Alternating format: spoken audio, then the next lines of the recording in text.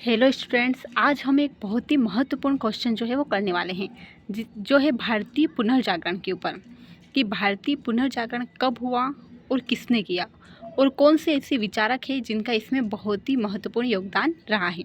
ये जो क्वेश्चन है एग्ज़ाम के लिए बहुत ही इम्पोर्टेंट है। BA first year political science student, paper जो है वो आपका मेजर हो या माइनर हो, दोनों में ही आपका भारतीय राष्ट्रीय आंदोलन इंडियन नेशनल मूवमेंट का जो पेपर है वो रहेगा। यूनिट 1 का फर्स्ट क्वेश्चन हम पिछले वीडियो में कर चुके हैं। ये जो है यूनिट 1 का सेकंड क्वेश्चन है और इसके पहले हम राजनीतिक सिद्धांत की यूनिट 1 कंप्लीट कर चुके हैं। तो अगर आप वो वीडियो भी देखना चाहते हैं तो चैनल पर जाकर देख सकते हैं। तो चलिए स्टार्ट करते हैं। क्या है हमारा आज का क्वेश्चन? तो हमारा आज का क्वेश्चन है भारतीय पुनर्जागरण के ऊपर। ठीक है, 19वीं शताब्दी में भारत में वैचारिक, सामाजिक और धार्मिक जागरण हुआ। भारत में जो है जब आंदोलन चल रहे थे या अंग्रेज़ों का जब शासन था, उस टाइम पे भारत में जो सबसे ज़्यादा ज़रूरी था वो क्या था? पुनर्जागरण। उसी के ऊपर हम बात कर रहे हैं कि वो पुनर्जागरण कैसे हुआ और किस किस ने उसमें योगदान दिया। तो 19वीं शताब्दी में भारत में जो वैचारिक, सामाजिक और धार्मिक जागरण हुआ उसे ही भारतीय पुनर्जागरण कहा जाता है। इस काल में अनेक सुधारकों ने समाज की कुरीतियों, अंधविश्वास, धार्मिक रूढ़ियों और सामाजिक बुराइयों के विरुद्ध आंदोलन चलाए थे। कि उस टाइम पे बहुत सारे ऐसे समाज के सुधारक थे जिन्होंने बहुत सारी जो कुरीतियाँ थी, अंधविश्वास थे, जो रूढ़िवादिता थी, उन सब की क्या है जो है उनके खिलाफ जो है वो आंदोलन चलाए थे। महिला उत्थान, धार्मिक सहिष्णुता, राष्ट्रवाद, इन सब की भी नींव रखी गई थी उस टाइम पे। इनके प्रयासों ने आधुनिक भारत के निर्माण में आधारशिला का कार्य किया। भारतीय पुनर्जागरण के प्रयास के बाद और इन जितने भी प्रयास हुए उसी के बाद क्या हुआ है, आधुनिक भारत का निर्माण की जो है आधारशिला रखी गई है। अब सबसे पहले हम बात करते हैं भारतीय पुनर्जागरण में सबसे ज़्यादा योगदान किसका रहा है या फिर भारतीय पुनर्जागरण का जनक किसे कहा जाता है। तो भारतीय पुनर्जागरण का जो जनक है वो राजा राम मोहन राय को कहा जाता है। क्यों कहा जाता है? क्योंकि राजा राम मोहन राय ही एक ऐसे विचारक थे जिन्होंने सबसे पहले जो है समाज सुधार का कार्य शुरू किया था, इसीलिए इनको भारतीय पुनर्जागरण का जनक कहा जाता है। राजा राम मोहन राय जो है उन्होंने ब्रह्म समाज आंदोलन चलाया था। कौन सा आंदोलन चलाया था? ब्रह्म समाज। इन्हें भारतीय पुनर्जागरण का जनक कहा जाता है।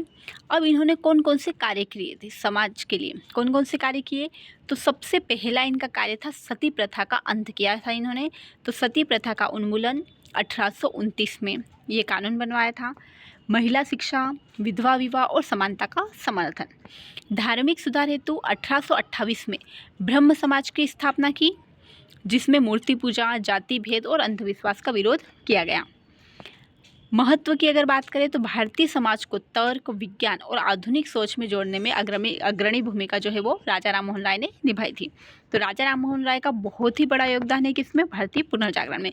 साथ ही राजा राम मोहन राय को भारतीय पुनर्जागरण का जनक भी कहा जाता है। अब और कौन से विचारक है जिनका योगदान रहा है? तो दूसरे विचारक है ईश्वर चंद्र विद्यासागर। ईश्वर चंद्र विद्यासागर का भी जो है भारतीय पुनर्जागरण में, समाज के सुधार में उस टाइम पे बहुत बड़ा योगदान रहा था। इन्होंने कौन से कार्य किए? तो इन्होंने कार्य किया है विधवा विवाह का। विधवा विवाह आंदोलन इन्होंने चलाया। बंगाल के प्रमुख समाज सुधारक और शिक्षा प्रेमी ये कहे जाते हैं। इन्होंने जो कार्य किए हैं वो है 1856 में विधवा पुनर्विवाह अधिनियम पारित करवाने में अग्रणी भूमिका निभाई और बाल विवाह का इन्होंने विरोध किया। महिला शिक्षा के लिए स्कूलों की स्थापना की। ये सब कार्य इन्होंने किए थे। संस्कृति शिक्षा को आधुनिक विषयों से जोड़ना। उन्होंने स्त्रियों को सामाजिक सम्मान दिलाने की दिशा में ठोस कदम उठाए थे। ये महत्वपूर्ण इनका कार्य था। अब देखते हैं हम स्वामी दयानंद सरस्वती। तीसरे जो हमारे भारतीय पुनर्जागरण के थिंकर है वो कौन से हैं? स्वामी दयानंद सरस्वती।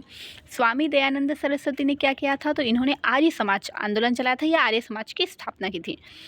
कब की थी? तो 1875 में आर्य समाज की स्थापना की गई।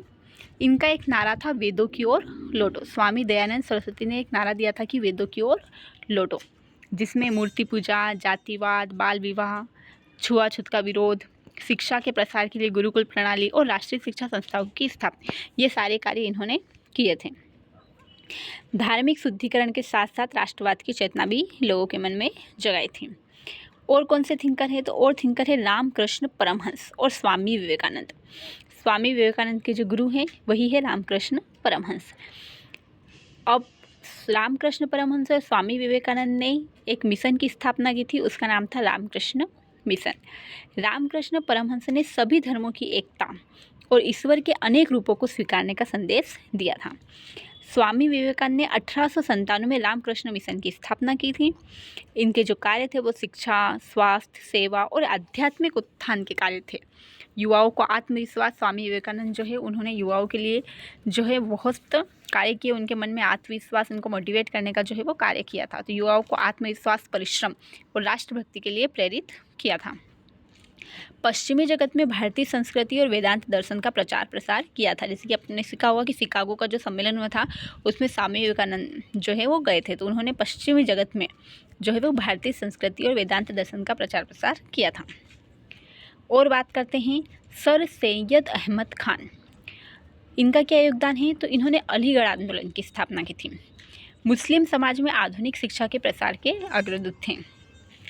1875 में मोहम्मद एंग्लो ओरिएंटल कॉलेज जो है उसकी स्थापना की थी, जो कि बाद में अलीगढ़ मुस्लिम विश्वविद्यालय कहलाया। धार्मिक कट्टरता का विरोध किया और विज्ञान, तकनीकी, आर्थिक आधारित शिक्षा पर जोर दिया गया। मुस्लिम समाज को आधुनिक विचारधारा और शिक्षा से जोड़ना इनका महत्वपूर्ण कार्य रहा है। अब और भी विचारक ऐसे थे, ये तो जो 5 विचारक हमने पढ़े, 5 जो थिंकर हमने देखे वो बहुत, जिनका योगदान बहुत ज़्यादा था। और भी बहुत सारे थिंकर थे जिनका योगदान रहा है, जैसे कि महात्मा ज्योतिबा फुले जिन्होंने सत्यशोधक समाज की स्थापना की, महिला शिक्षा और दलित उत्थान। गोपाल कृष्ण गोखले जिन्होंने सामाजिक सुधार और शिक्षा के प्रसार में योगदान दिया। एनी बेसेंट थियोसॉफिकल सोसाइटी के माध्यम से शिक्षा और स्वराज आंदोलन को बल दिया था। अब निष्कर्ष अगर हम देखें तो भारतीय पुनर्जागरण केवल धार्मिक सुधारों तक ही सीमित नहीं था, बल्कि यह सामाजिक समानता, शिक्षा, महिला सशक्तिकरण और राष्ट्रवाद का व्यापक आंदोलन था। इन विचारकों और उनके आंदोलनों ने भारतीय समाज को आधुनिक, जागरूक और प्रगतिशील बनाने में निर्णायक भूमिका निभाई। इनके प्रयासों ने आगे चलकर स्वतंत्रता संग्राम को वैचारिक आधार भी प्रदान किया है। ठीक है, थैंक यू सो मच। अगर वीडियो पसंद आए तो लाइक कीजिए, शेयर कीजिए और सब्सक्राइब कीजिए। और अगर आप नोट्स बनाना चाहते हैं तो आप जो है वो वीडियो से नोट्स भी बना सकते हैं। अगर आप बीए फर्स्ट ईयर की स्टूडेंट है या आपका सब्जेक्ट पॉलिटिकल साइंस है या हिस्ट्री है, और अगर आपका ये क्वेश्चन है भारतीय पुनर्जागरण वाला, तो ये क्वेश्चन बिल्कुल आपके लिए है। Thank you.